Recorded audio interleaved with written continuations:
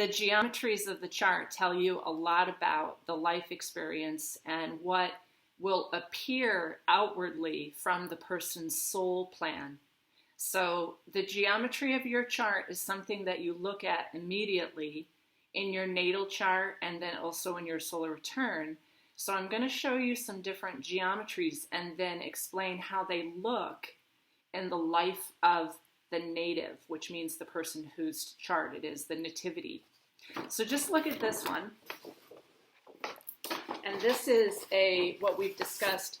This is the grand trine kite inside of a complete grand square. And I want you to be able to hear me and see Lindsay, so I'm not going to hold this up forever, but I drew it really clearly. This is the grand trine kite with Mars up there at the top of the kite. They meet down here with Pallas Athena making an opposition to Mars, and it's a grand square around that energy of, here's the warrior goddess, and Mars is up there in the house of career, in an air sign where this person must communicate. So just let me just explain that a little bit. So I know this person, so I'm using her chart, and she is a professor at a private college. She's a great communicator. I've made a CD with her. We've sung together. We do a lot of communications about the goddess. And she's also very like an advocate and very protective around Mother Earth's natural resources. Plus, she has an enormous shamanic center with a geodesic house, a huge teaching yurt, many little private yurts. She holds warrior camps for boys, goddess camps for girls, and also commingles those energies. She's very out there in terms of doing her work in the world. She has the grand trine, which makes anything possible. Mars at the top, like she's a warrior energy. What you couldn't see because I didn't hold it up long enough is she has Chiron conjunct Saturn, which she has to deal with the wound. Persistently, as a shaman, she's always going into the wound with people and allowing that person to incorporate that wound. And then the grand square around that is a geometry that continually feels like a pressure cooker. So even as she ages, and tomorrow is her birthday, by the way, she has to continue this work. It feels like a pressure cooker. So she's very prominent in the world. And as a shaman, a lot of people know her.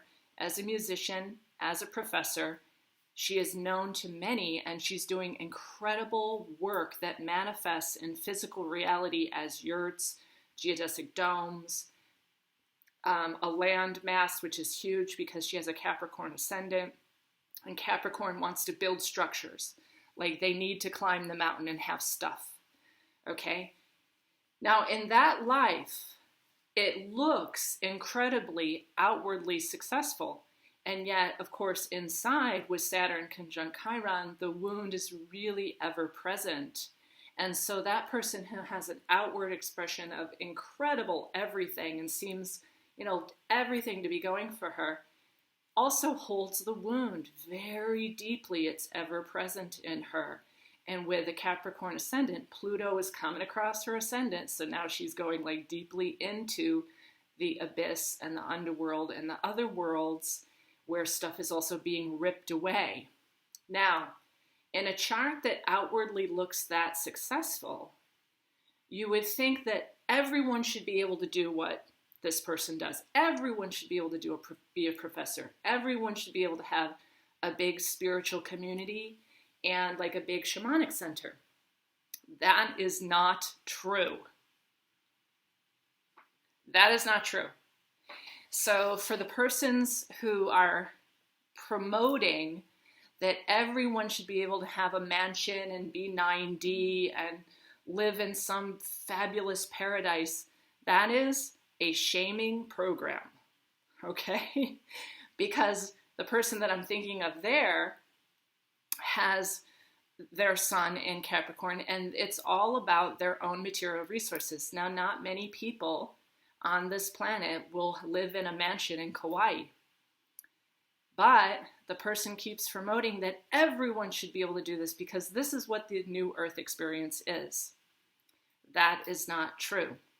And one of the most important things that my teacher, Demetra George, taught me was she was using the book The Secret, not Madame Blavatsky's The Secret Doctrine, but the more recent book called The Secret. And it's all about you can manifest anything you want if you just affirm it enough.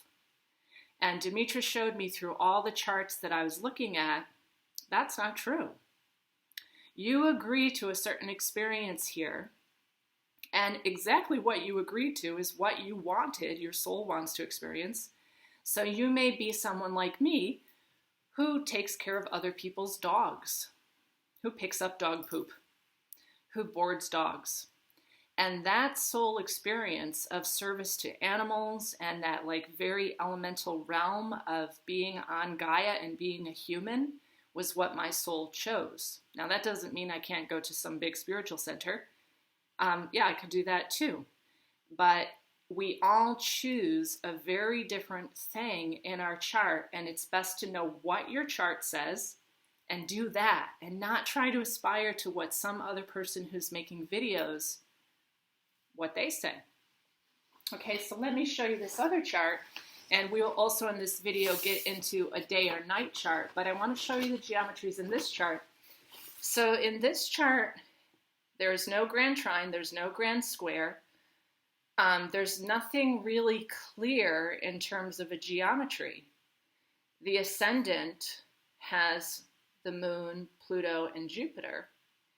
But because the ascendant does not geometrically configure to the 8th house, where there are a stellium of planets, meaning 4 or more planets, this person's life force does not relate to the 8th house, which is like the other world and the dimensions and the place between death and birth. This person has Saturn, Venus having no aspect except the conjunction to themselves, so not even aspected. The North Node conjunct Chiron of like a destiny of holding the wound, and Sun in Aries, which is exalted, but it's not configured in any way to the ascendant. So this person will not have a big shamanic center. He will not be a professor. He will not really even be known in any way. He may not have a bank account. He may have very simple day-to-day living of what it's like to trust and just be on the earth and do physical manual labor.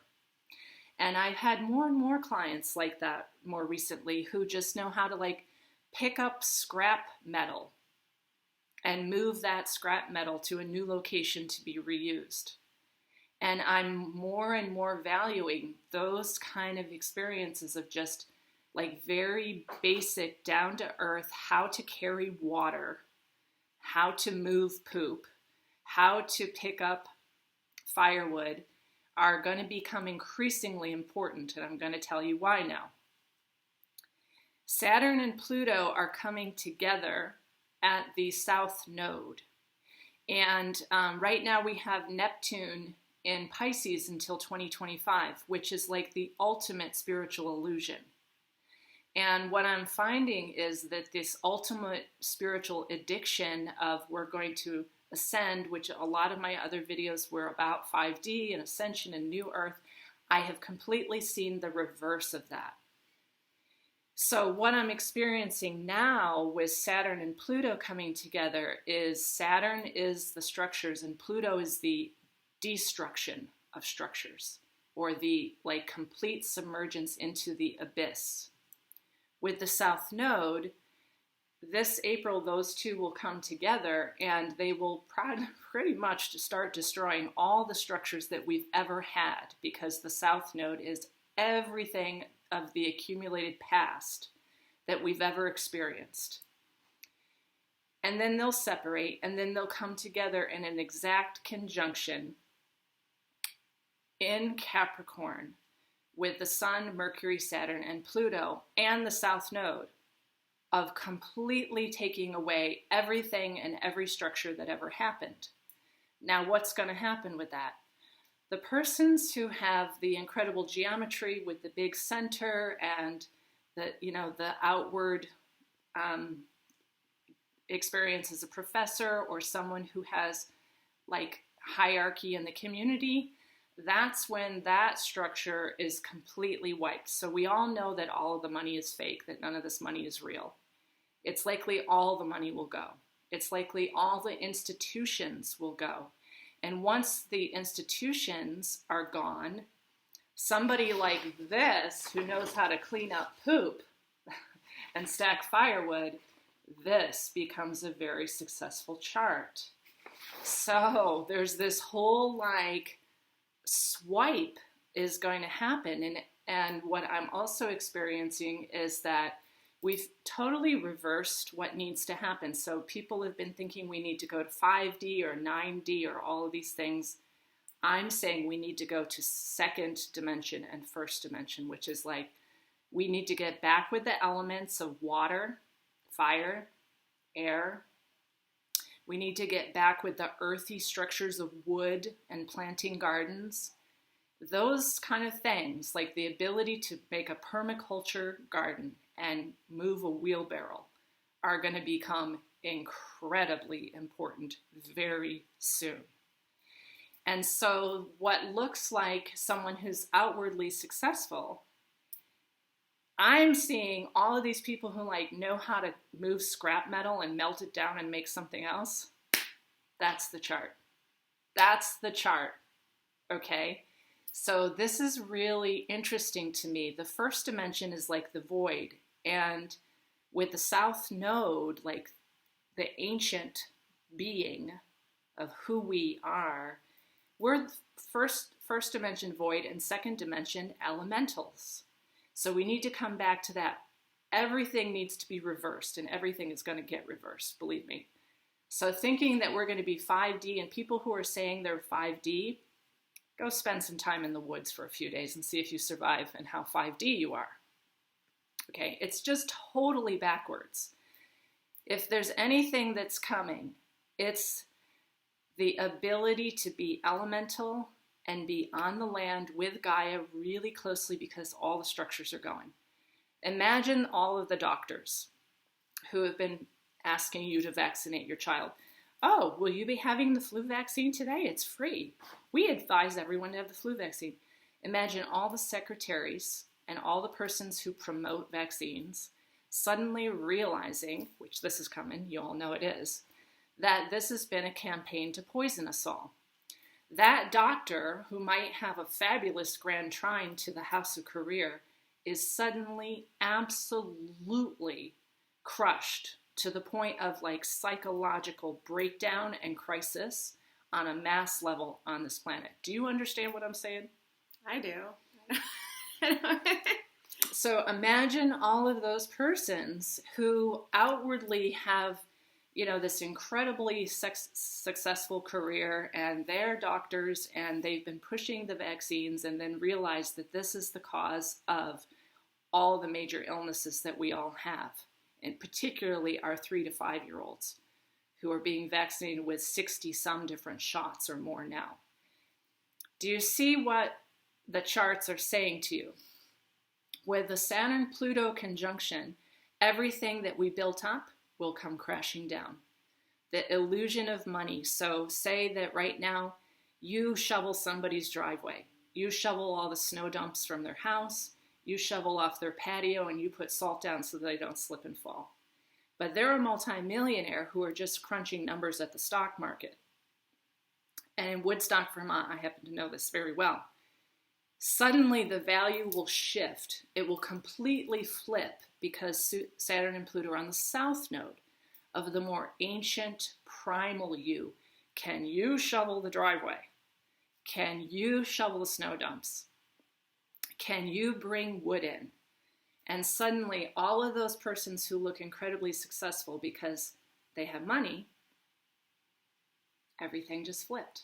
So then this chart, which doesn't have all those structures but knows how to use shovel, becomes very successful. Now I'm going to stop because I have a tickle in my throat and see if Lindsay has anything to say. I had a lot of thoughts. We covered a lot of things. I really relate with what you're saying. I think it's already slowly happening. Like, I think a lot of people are starting to get away from the systems that I feel like are illusionary. Like we put so much trust in money, but there's really no gold to back up the money or anything of value, honestly. Or like we put so much value in Western medicine and doctors, which I think, you know, a lot of those people in that field have like a really big heart and they got into it for the right reason. But we've moved away from actual, I believe, science. Mm-hmm. Like, it's not real science. It's pharmaceutical science, which is all about making money and not about facts. And I think, like, I agree. I think it's already starting. People are starting to question, and I think everything we believed is going to come crashing down. And we better know, how to make fires, how to grow food, how to like support our communities and find clean drinking water and get back to basics. And I totally feel that. To bring it back to the geometries, I just wanted to talk about, or ask a question, I guess, about the kite. Mm-hmm. So it's always based on a grand trine, mm-hmm. and then there's the two sextiles that make up the tip of the kite. The grand trine is all about amplifying the points. Mm-hmm. When you add the sextiles, correct me if I'm wrong, but the top of the kite is where all the energy is going, mm-hmm. correct? So how would you explain that? I mean, obviously it depends on what planets are aspecting on the points, but would you, is it more than an amplification? It's like an even more amplified chart? Or? Mm-hmm. Yeah, so if you think about a kite as something that can take off, just think of it that way. The grand trine is like a pyramid of amplification of the energies of whatever planets or points that the grand trine is coming to, and then the two sextiles that come to the planet Mars, in this case of this chart, indicate that this person is really a warrior, that the strength and the courage that it takes to stand up for certain things is there, so that planet becomes like the focal point of what flies the kite higher and higher. Mars is aggressive, can be also assertive, and irritate people into some kind of new situation. Mars, that's the job of Mars. So whatever planet is at the top of your kite, that becomes, so for me, it's not a planet, my vertex is at the top of my kite. And the vertex is like a faded doorway. And depending on what house it's in, for me, it's in the 9th house, so that the 9th house is astrologers. I have a really clear kite as an astrologer, as an oracle, as a seer. And the top of that kite becomes similar to like a midheaven. It's not that your honors, awards, and merits are there, but it's almost like that planet or that point is the one thing that lifts you into what you need to do on this earthly realm. So like the top of my kite also is my south node. Oh, interesting. And it's in my house of relationships ruled by Capricorn. Right. So this is really interesting for Lindsay. And we're giving this teaching video far in advance of even telling what the South Node means or anything, because I need to show you again the geometries and how important they are. But for Lindsay, what is going to happen, which is why she has Cassandra prominent in her chart as an oracle also. So do I. So we're giving you kind of a heads up of what's coming. And for Lindsay, the South Node is going to oppose the South Node, while Saturn and Pluto come together on the South Node is going to oppose the South Node. Lindsay is so going to need to come into the center of the void, which is why she will be talking about the obvious geoengineering of the opaque sky, but she's standing in the center of the void where she's not really worried about it. She can see the future, she can see the past. In fact, it's all the past. Because it's all happening now. So Lindsay just stands in now, basically.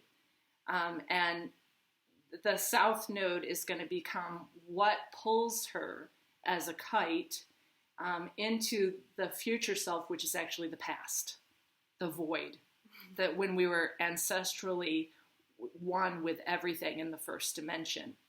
So Lindsay has, really shifted this year, and so have I, of not trying to be the ninth dimension, because we're already that. We're going back in time to our most ancient, primal, elemental self, which is the first dimension of the void of the cosmic self. Lindsay's chart is really interesting, and that's why I'm sure she's studying astrology right now, because it can seem confusing. Am I in the past? Am I in the future? I'm in now. Right. And yeah, I was going to say something, but it would just lead us off track. Another video. But the other thing, to bring it back to geometries, the grand square, what I really like when you are reading charts, the way you describe it is it's like it's the most tension you can have in a chart than the partial squares that a lot of people have.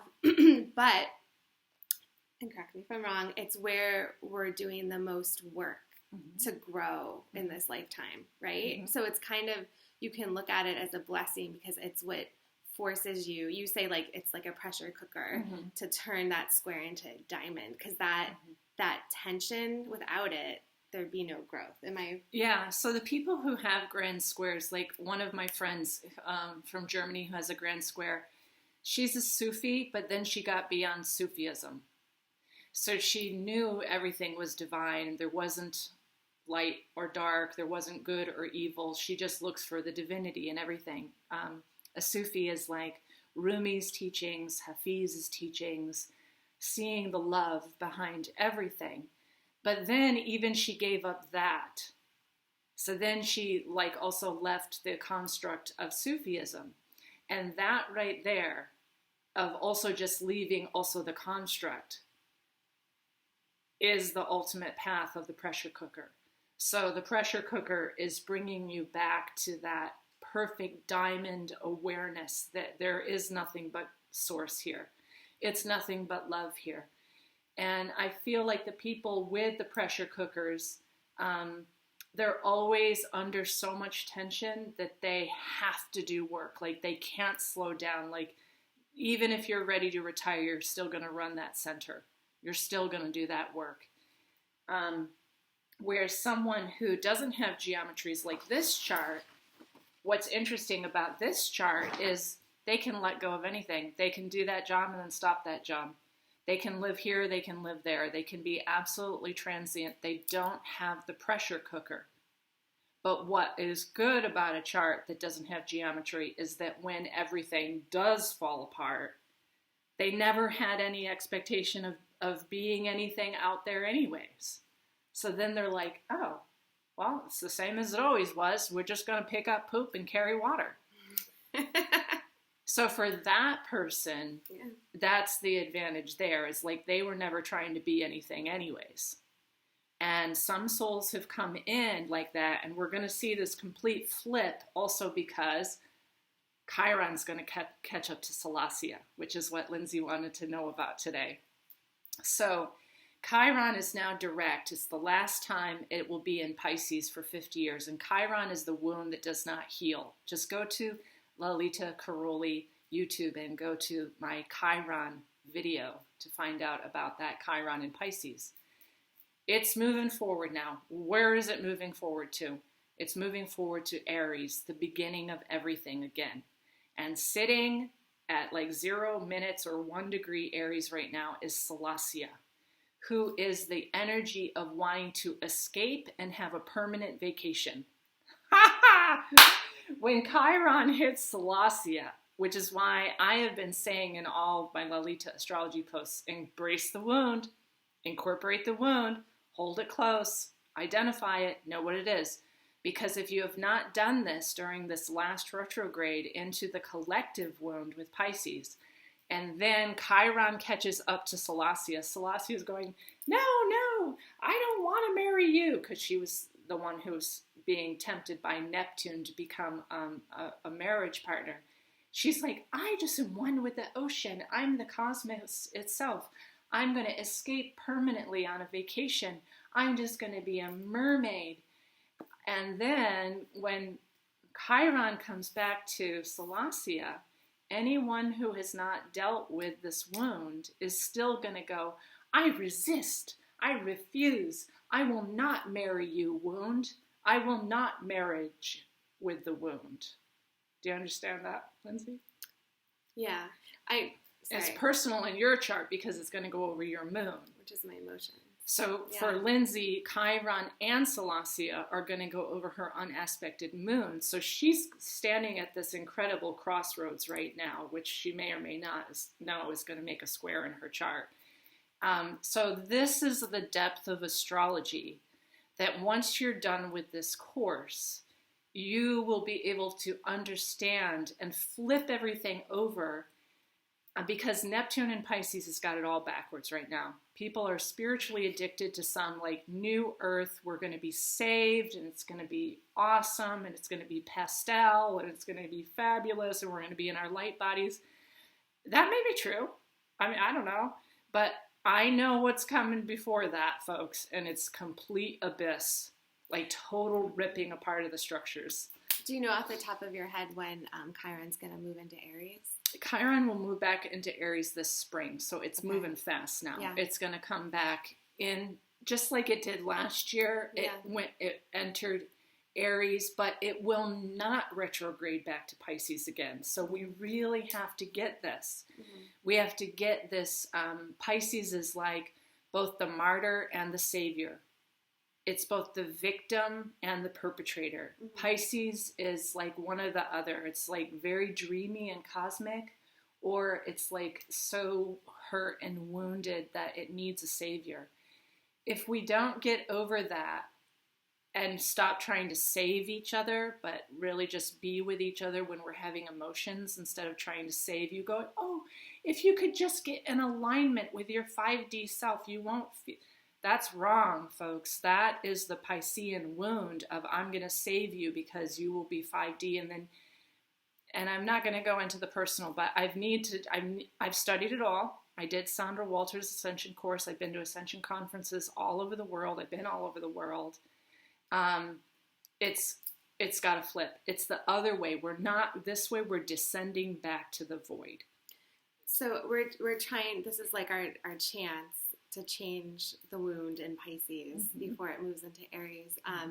What I find really interesting that Lolita has pointed out before in other videos is that, on the 20th, I think, of December, Chiron's going to be conjunct with Mars. All through the holidays. So we're going to use this video also for my regular page, in addition to teaching for this private course, which we're putting together right now, which will be on Vimeo.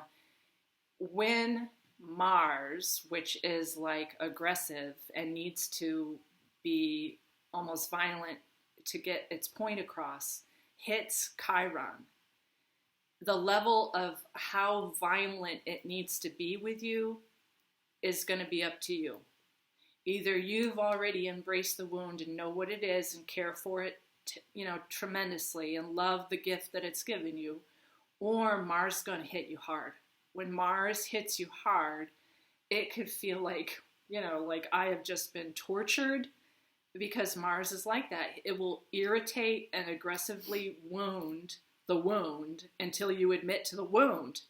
And that's going to happen between the solstice and the New Year's. I mean, it's going to be so unbelievable. If you don't know what your wound is, just spend that entire time with your family. Everyone is. They're all going to see old friends and family. Just make sure that everyone's there, whoever wounded you. Get it out of the way. And thank them for the wound. Yeah. Don't be ashamed of the wound. You all chose this, as you know from our previous videos. You chose this when you were a celestial being, and you chose who was going to give you the wound. And often the person that loves you the most gives you the wound. So look them right in the eye and say, thank you. That was a good one. That was great. That was really, woohoo! Earth time. All right. So the other thing I wanted to do in this video is talk about whether you're a day chart or a night chart. So based on the geometries and where the sun and the moon are in your chart, you can determine whether a day chart thinks and needs evidence from the mind, So say someone says to me, oh, Lalita, you really need to get into your heart. You just need to get into your heart.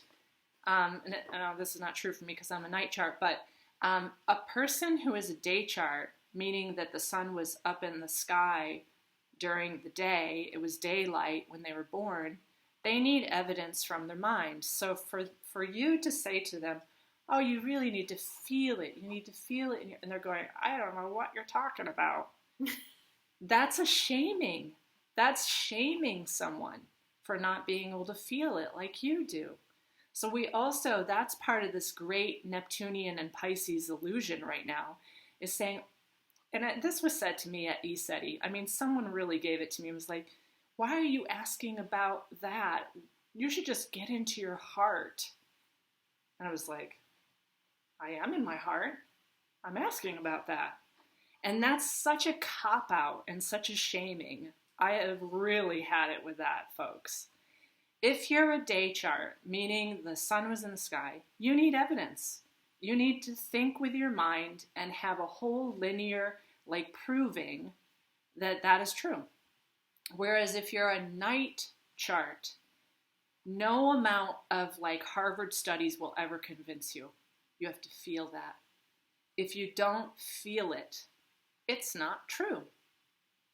So the night charts, which I am, by the way, I feel everything so profoundly, they feel whether that's true or not. So you can give them the weather on, the weather extended forecast, and they will go, I don't feel that. I don't feel that at all. I don't feel that's true. And the forecast will be going, oh, this and that and the other thing, but in the body, the feeling does not match up. So let's look at how you figure this out. This person has the moon in the first house, which is below the horizon. Okay, now that's neither here nor there because the moon can also be in the sky during the day. But you can see the sun, which is this little circle with the dot, is above the horizon. So that's a day chart. Okay? That's really simple because all over the planet, it will be different whether you're a day chart or night chart depending on the time of year that you were born. So like that chart is 4:54 p.m. In March, 4:54 p.m. is still light. Whereas let's look at this chart, which is a created chart that I made. This is 5:10 a.m. in the morning. It's actually July 4th. The sun is just below the horizon at 5:10 a.m. So this is considered a night chart, a feeling chart, and the moon is up above, so that the feeling becomes really important. And what you're going to find out, the reason that I'm giving you this, is that all of the planets also respond better in day charts or in night charts. So Venus, for instance, really likes night charts because she's happiest in the sky at night. So this is what's called bisect. Whether the planet is happy or not is dependent upon whether they're a day chart or a night chart, and by hemisphere means are they below the horizon or above the horizon. And you'll also find your lunation cycle has much to do also with the day chart or the night chart and the position of the sun relative to the moon. So we're going to start to get into that, but I wanted to be really clear with everyone that some people, day charts are thinkers. They have to have rational evidence from a Harvard study with lots of thought behind it. And some people are feelers. So I'm going to say this one more time. If there are persons who say, you just need to get into your heart, that is one of those Neptune and Pisces spiritual illusion shaming devices that are very strong on the planet right now. Because I am in my heart. I'm definitely in my heart. But I also need evidence, like from an astrology chart. Okay? And that evidence is part of the way that we all work on the planet. So let go of saying, oh, you just really need to get in your heart. We don't separate the heart from the brain. That in itself is a duality. Okay, Lindsay, anything on that?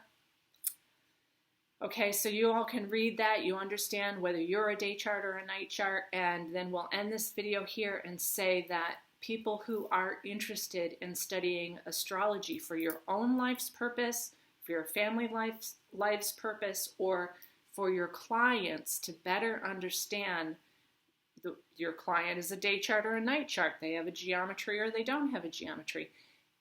Without forcing your way of being on someone, you really need to know astrology. So we're going to make this course for homeschoolers, for moms, for teachers, for horseback riding people, for car mechanics. I mean, anyone who wants to study astrology, we're making it for everybody so you can understand your chart.